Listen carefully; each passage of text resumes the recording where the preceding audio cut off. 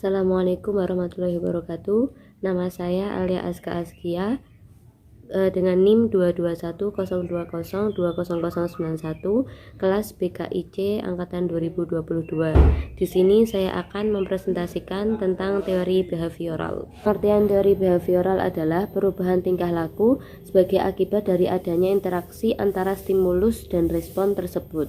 Dengan kata lain, belajar merupakan bentuk perubahan yang dialami siswa dalam hal kemampuannya untuk bertingkah laku dengan cara yang baru sebagai hasil interaksi stimulus dan respon tersebut.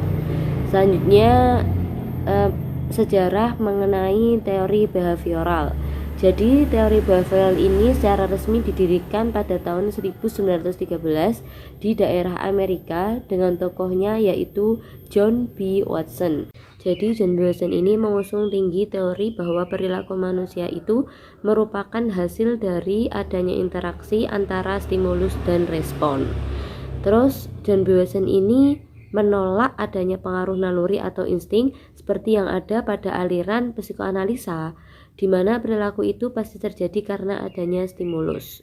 Misal, ketika orang merasa ingin makan, maka respon makan itu merupakan hasil dari stimulus berupa rasa lapar yang dirasakan oleh seorang individu.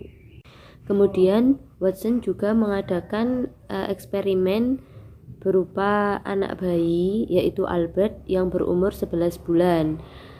Sebelum dikondisikan, Albert ditunjukkan kelinci putih. Albert tidak merasa takut, malah ia kelihatan senang dan ingin memegang kelinci tersebut.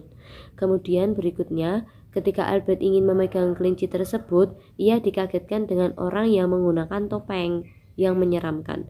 Topeng itu menyebabkan ia takut dan topeng itu terus ditampilkan secara terus-menerus.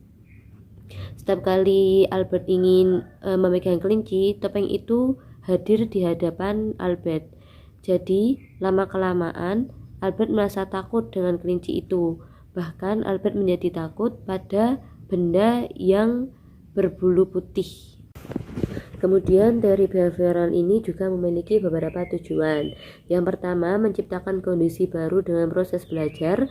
Kemudian penghapusan hasil belajar yang tidak adaptif, memberi pengalaman belajar yang adaptif namun belum dipelajari, membantu konseli membuang respon-respon yang baru dan lebih sehat, konseli belajar perilaku baru dan mengeliminasi perilaku yang salah, serta memperkuat perilaku yang ia inginkan. Kemudian penetapan tujuan dan tingkah laku, serta upaya pencapaian sasaran yang dilakukan bersama antara konseli dan konselor. Selanjutnya, ada peran dan fungsi konselor dalam teori behavioral adalah berperan aktif, direktif, dan menggunakan pengetahuan ilmiah untuk menemukan solusi dari persoalan individu, memilih tujuan-tujuan yang masuk akal, mengarahkan dan membimbing keluarga untuk merubah tingkah laku yang tak sesuai, mengaplikasikan prinsip dari mempelajari manusia untuk memberi fasilitas pada penggantian perilaku yang maladaptif dengan perilaku yang adaptif, dan membantu konseling mengemukakan peran yang harus dilakukan konselor, yaitu dengan menerima dan memahami konseli terhadap apa yang dikemukakan tanpa menilai dan mengkritiknya. Sehingga konselor behavioral berfungsi sebagai guru, pengarah, dan para ahli yang mendiagnosa tingkah laku yang maladaptif dan menentukan prosedur yang mengatasi persoalan tingkah laku individu. Selanjutnya ada teknik-teknik yang digunakan dalam konseling behavioral. Yang pertama ada latihan asertif, yaitu teknik ini digunakan untuk melatih klien yang mengalami kesulitan untuk menyatakan diri bahwa tindakannya layak atau benar. Yang kedua ada desensitisasi sistematik, yaitu digunakan untuk menghilangkan perilaku yang diperkuat secara negatif dan melibatkan pengembangan perilaku atau respons yang bertentangan dengan perilaku yang dihilangkan. Yang ketiga ada pengkondisian aversi, yaitu digunakan untuk menghilangkan kebiasaan buruk. Yang keempat ada pembentukan tingkah laku, digunakan untuk membentuk tingkah laku baru pada klien dan memperkuat tingkah laku yang sudah terbentuk.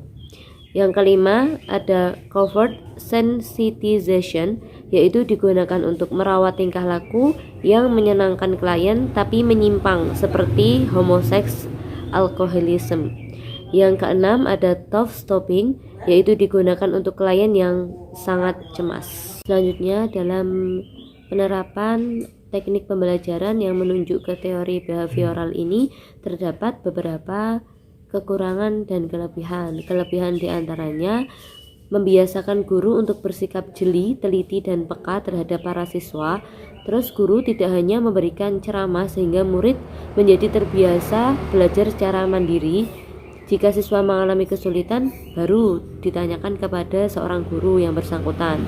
Teori ini baik dilakukan untuk melatih anak-anak yang masih membutuhkan dominasi orang dewasa, suka mengulangi dan harus dibiasakan, suka meniru dan senang dengan bentuk-bentuk penghargaan langsung seperti diberi hadiah atau kejutan. Kemudian adapun kekurangan diantaranya proses belajar dipandang bersifat otomatis mekanis sehingga terkesan kaku seperti mesin atau robot, sedangkan manusia kan mempunyai kemampuan self-control yang bersifat kognitif. Dengan kemampuan ini, manusia akan mampu menolak kebiasaan yang tidak cocok dan tidak sesuai dengan dirinya. Sekian dari saya. Apabila banyak kesalahan kata, mohon maaf. Wassalamualaikum warahmatullahi wabarakatuh.